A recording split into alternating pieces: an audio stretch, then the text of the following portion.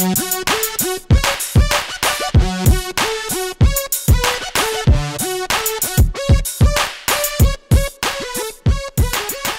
à tous et à toutes, aujourd'hui on se retrouve donc, pour un nouveau tour de magie.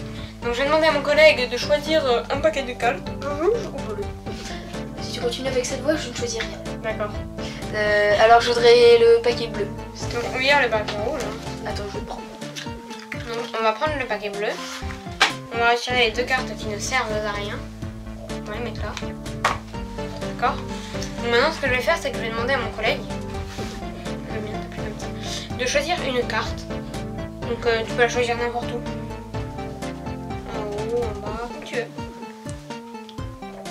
Et il fait du sport. Donc c'est bon. Donc il va la reposer sur le dessus du paquet. Donc c'est votre carte. On la pose sur le dessus, d'accord. On peut couper, voilà. On peut mélanger. Faire un autre mélange. On peut aussi en faire encore un qui ressemble assez bien à celui-ci. Voilà, oui. Comme ça, comme ça, comme ça. Voilà.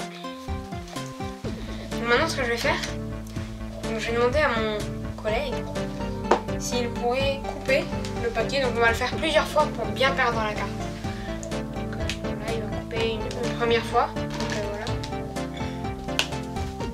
Alors, tu vas essayer juste de mettre le paquet à côté. Quoi, pardon? Donc tu mets juste le paquet à côté, pas besoin de le remettre dessus. Je vois que tu es en extension, donc... Ok. Voilà, encore, hein.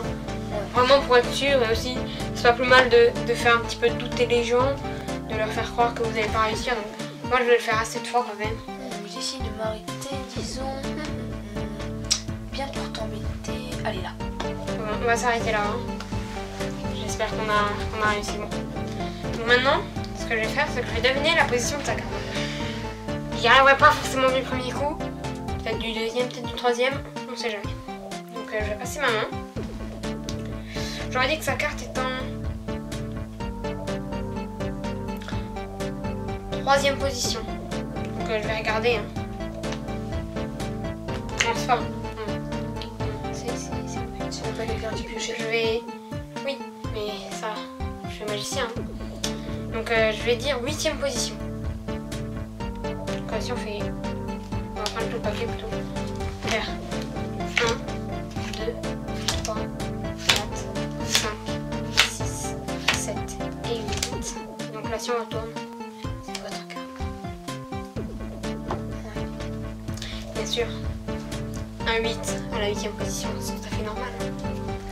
Et voilà. Ah ouais, c'est normal. Ah, j'avais pas pensé à ça. Merci, donc on se retrouve juste après pour les explications. Ces deux vidéos vont être postées en même temps car nous n'aurons pas mettre en retard. Tu peux les faire tout de suite, tu peux faire tout de suite l'explication. Ah ouais, pourquoi pas. Donc je disais, donc nous allons prendre l'explication tout de suite. Donc on va comptabiliser ça comme une deuxième vidéo. Ça ce sera pour les deux vidéos qu'on n'a pas pu poster. Donc les explications, je pense que pas mal d'entre vous vont les connaître. C'est le coup des 13 piques. Il s'agit en fait de mettre à la fin, tous les pics dans l'ordre, donc commençant par le roi, dame, valet, 10, etc. jusqu'à l'as. Tout cela vous allez les placer en dessous du paquet, comme ça. Vous allez faire piocher, donc alors moi j'ai fait comme ça parce que souvent ils piochent au milieu, mais je pense que pour vous, vos parents sont peut-être perspicaces, ou vos enfants si vous êtes adulte.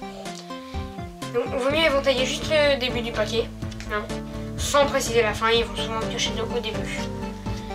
Donc imaginons il va piocher cette carte. Donc c'est un 3 de carreau. Et donc faut absolument pas qu'il pioche un pic. Voilà, faut pas qu'il pioche un pic. Ou alors dans ce cas-là il faut que vous sachiez lequel c'est. Voilà, pour ça en fait faut adapter avec les points, mais bon, on va pas rentrer dans les détails. Alors soit vous changez directement de tour sans lui dire, sans rien lui dire au début, comme ça, voilà, vous si ça loupe, vous pourrez, voilà. Ou alors, vous allez dire, vous allez faire comme si vous le regardiez. Bon, ah oui, c'est bon. Donc là, il va falloir bien réfléchir et il faut être bon en maths. Bon, donc Donc maintenant vous allez voir, donc vous allez poser sur le dessus. Vous allez voir de nouveau dans nos... donc vous allez couper une première fois comme ça. Donc le 3 de carreau est ici. Hein, et là on a les pics. Donc le 3 de carreau va se retrouver en dessous des pics. Voilà. Donc là vous regarderez les faux scopes qu'on vous présentera dans les prochaines vidéos. Donc ensuite ce que vous allez faire c'est que vous allez retourner le paquet et demander au spectateur de couper. Donc il va falloir que vous demandiez de couper plusieurs fois. C'est rare que ça réussisse au premier coup, mais au pire, il faudra laisser passer. Mais vous allez lui demander de couper plusieurs fois pour éviter qu'il y ait douteux. Donc vous allez dire, je vais couper plusieurs fois parce que j'aime bien vous embêter, parce que j'aime bien que ça prenne du temps, pour être sûr que je sois pas perdu. Vous allez tout dire. Voilà, donc il faut la couper. Donc le mieux, ce serait que ça tombe sur du pic. Okay, enfin, faut que ça tombe sur du pic. Faut que ça tombe sur du pic. Et donc, imaginez, là, c'est la première fois comme moi. Bah, vous allez dire, vous allez continuer pour éviter que ce soit douteux et que ça on s'arrête des pics. Alors vous avez dit que ça allait être long. Donc vous refaites couper. De toute manière, le 5 sera de nouveau à la suite. Hein, donc là, c'est bon. Donc voilà, donc vous coupez une deuxième fois. Enfin, plusieurs fois d'ailleurs. Donc là, je vais juste m'arranger pour tomber sur du pic, sinon ça va être long. Voilà, on va s'arrêter ici au 6 de pique. Donc là, dès que vous allez voir le 6 de pique et qui sera en haut, surtout, vous vous arrêtez net et vous vous empêchez. Vous allez faire ça très rapidement pour que lui, le spectateur, ne puisse pas voir la carte. Enfin, si, mais il ne faut pas qu'il se rende compte que 6 est égal à 6. Il ne faut pas qu'il s'en rende compte. Donc ici, vous avez le 6 de pique. Je peux juste préciser un truc sur les coupes, s'il te plaît. Quoi? C'est que moi en fait on me l'a fait, enfin je l'ai fait et en fait il faut pas que le spectateur le coupe en plusieurs parties le paquet. C'est-à-dire que s'il le coupe et qu'on voit deux pics comme ça, ça risque de pas fonctionner. Oui, si bien. Il peut pas couper, faut pas qu'il coupe en 3 fois le paquet. Faut pas qu'il fasse ça comme coupe.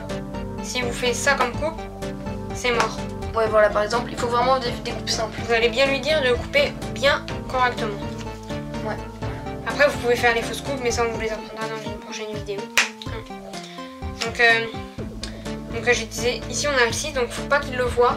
Enfin il peut le voir mais pas trop longtemps. Donc là il suffit de compter 1, 2, 3, 4, 5, 6. Alors pour vous préciser, c'est pas 6 cartes et c'est celle d'après. C'est bien la 6e qui est votre carte. Donc comme le disait mon ami, si quand vous allez couper plusieurs fois, par exemple vous pourriez l'avoir coupé ici, mettre des cartes au milieu et dans ce cas là tout est loupé. Donc surtout faites très attention. Il faut vraiment faire des coupes que en 2 fois maximum. Que vraiment comme ça. Donc, vous allez préciser, moi on m'a déjà essayé de me le faire plus.